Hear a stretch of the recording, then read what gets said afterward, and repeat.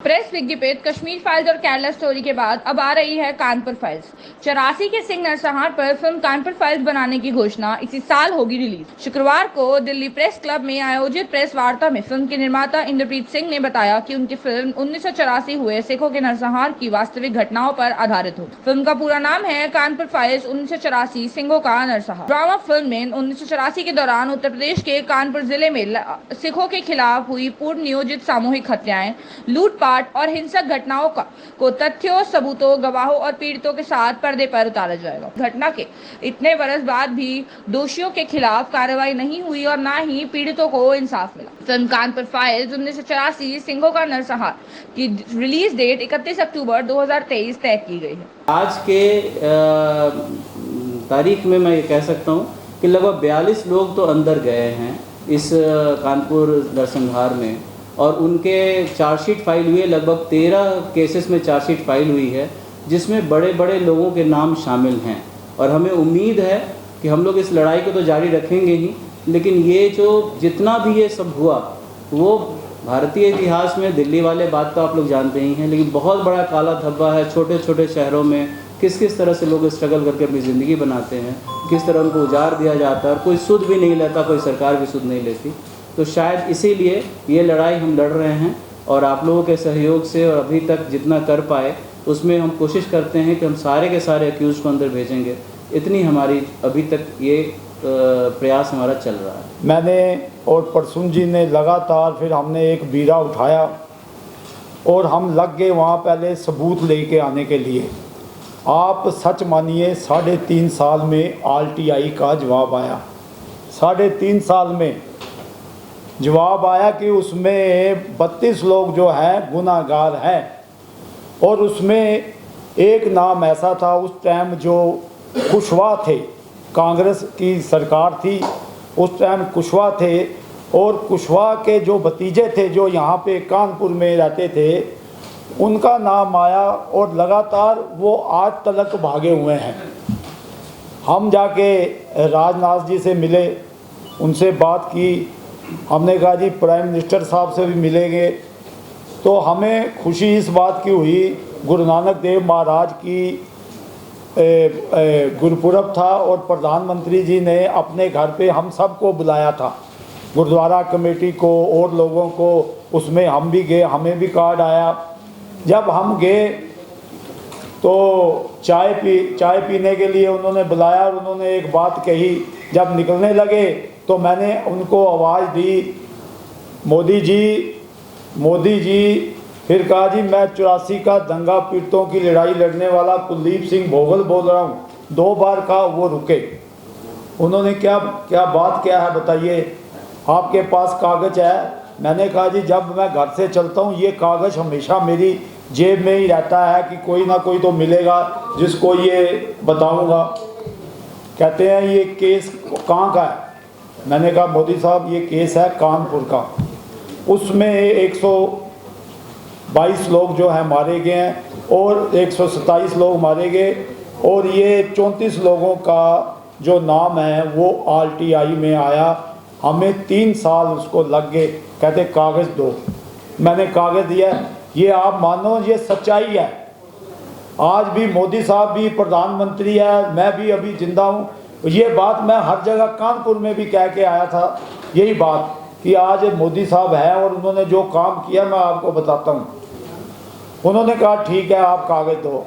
आप मानोगे नहीं, तीसरे दिन मेरे पास न्योडे से टेलीफोन आ गए कि आप कहाँ मिलेंगे, आप हमें कागज़ चाहिए। मैंने परसुन जी को कहा, मैंने कहा ऐसे है नोएडा से SSP या जो है उनके SHO वो टेलीफोन कर रहे हैं। वो कहते हैं हमें बताओ क्या वो कागज़ कहाँ है।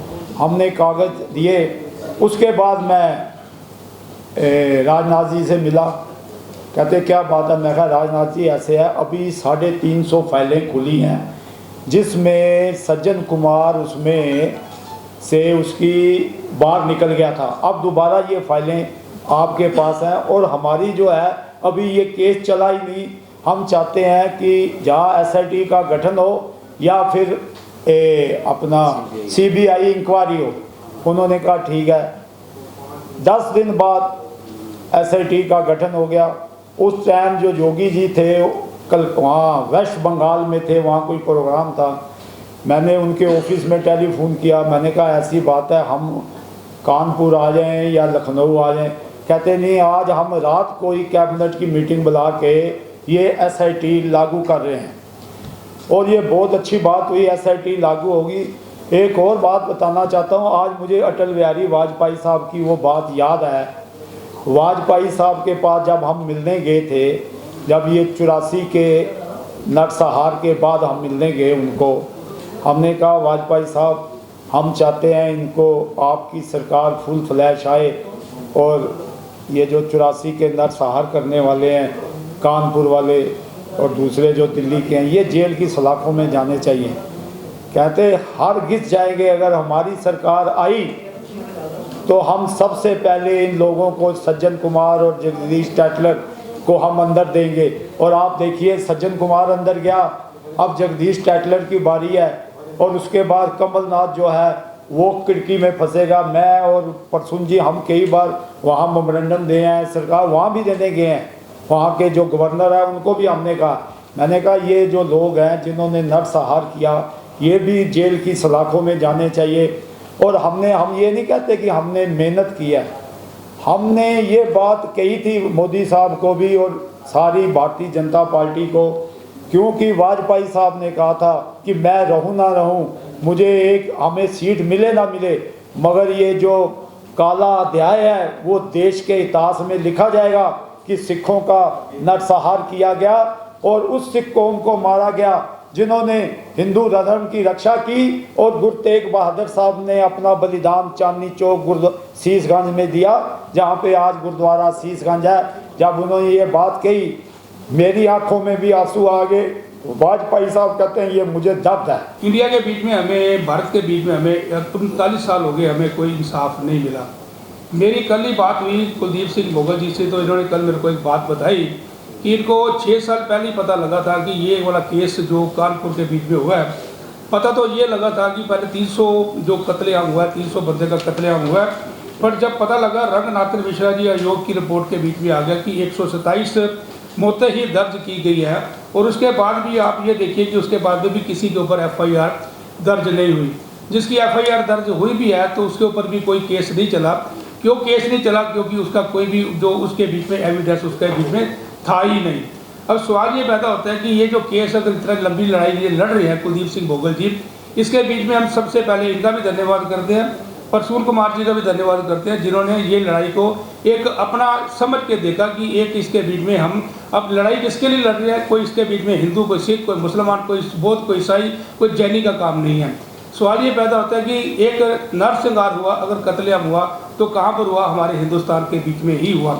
आज जैसे कुलदीप सिंह जी ने मेरे को कल ही बोला कि इन्होंने एक लखनऊ के बीच में जनहित जो है याचिका लगाई, उसके बाद इन्होंने राजनाथ जी से बात की, राजनाथ जी ने फिर एक SIT जो बनाई और SIT को भी हैरानगी की बात यह है कि SIT को भी तकरीबन अप्रॉक्सीमेटली 6 महीने से ऊपर का समय लग गया, क्योंकि उसके बीच में कोई बंदे जो कुछ बंदे मर गए थे, कुछ बंदे चले गए थे, कुछ बंदे बीमार हो गए थे, कुछ बंदे जो पकड़े गए और उन बंदों में से किसी की उम्र 70 साल, किसी की उम्र 75 साल, किसी की उम्र 85 साल है। 35 साल तक विटनेस और विक्टिम यही साबित कर रहा है कि हमारे 127 सिखों को मारा गया। तो जहाँ पर बात होती है 1984 के राइट्स की, जिसको हम लोग अब जेनोसाइड की तरह जानते हैं, तो ये जेनोसाइड सिर्फ एक कौम का नहीं है बल्कि उस कौम का है जो मानवता के लिए, अपने लंगर सेवा के लिए और दुनिया भर में किसी के लिए भी कभी भी जरूरत हो तो खड़े रहते हैं। कोरोना में भी दिखाया कि अगर कोई मानवता के लिए आगे करके आया तो वो सिख कम्युनिटी आई।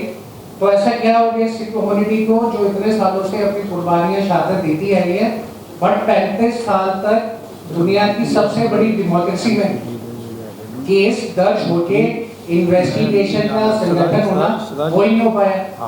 और जैसे आपने जाना अभी कि अब बात कर रहे हैं बोकारो की भी, जो अगली सीरीज में अगले साल हम कोशिश कर रहे हैं कि बोकारो के ऊपर भी बोकारो फाइल्स करके निकालें, तो 60 लोग सिर्फ, और इतने साल 39 ईयर्स, 4 डेकेड, और आज तक उनके ऊपर भी कोई कार्रवाई नहीं हुई। तो किस तरीके का ये पहलू है।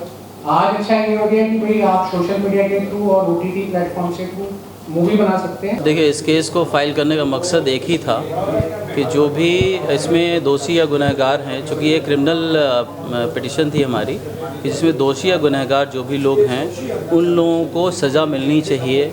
इससे एक मैसेज जाना चाहिए समाज में कि कोई भी इंसान दोष करके, कोई भी इंसान किसी तरह का गुनाह करके वो जेल की सलाखों से भाग नहीं सकता, कानून के पंजों से बच नहीं सकता।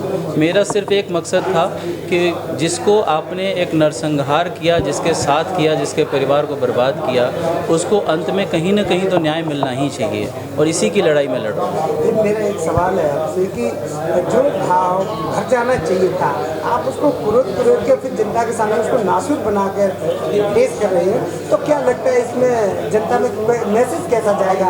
लोग क्या सोचेंगे कि आप फिर वही माहौल पैदा करने की कोशिश कर रहे हैं या उस भाव को खत्म करने की कोशिश कर रहे हैं? क्या देखिए, आपका जो सवाल है उस सवाल में आपने एक ऐसा मुद्दा उठाया है। अगर आप इस बात को समझें किसी भी तरह से कि अगर किसी के साथ किसी ने कोई गुनाह कर दिया और वो उस मुद्दे को उठा रहा है, इसका ये मतलब नहीं है कि दूसरे को मैसेज दे रहा है कि भाई मैं अपना मुद्दा उठा रहा था, तुम भी अपना मुद्दा उठाओ। इसका सिर्फ एक मकसद होता है कि मेरे साथ अगर अन्याय हुआ है तो किसी दूसरे के साथ अन्याय ना हो, इसीलिए मैं अपने अन्याय के लिए लड़ाई लड़ रहा हूँ। तुम भी सतर्क हो जाओ, तुम भी समझ जाओ, और कल को होके तुम भी इतने बलवान हो जाओ कि तुम्हारे साथ कोई अन्याय ना हो पाए। मेरा मकसद ये है। मेरा मकसद ये नहीं है कि दूसरे को ये चीज़ें, ये मैसेज जाए, इस तरह की चीज़ें जाएं जिससे कि कल को लोग समझें कि नहीं उनके साथ ऐसा हुआ तो हमारे साथ भी ऐसा हो सकता है।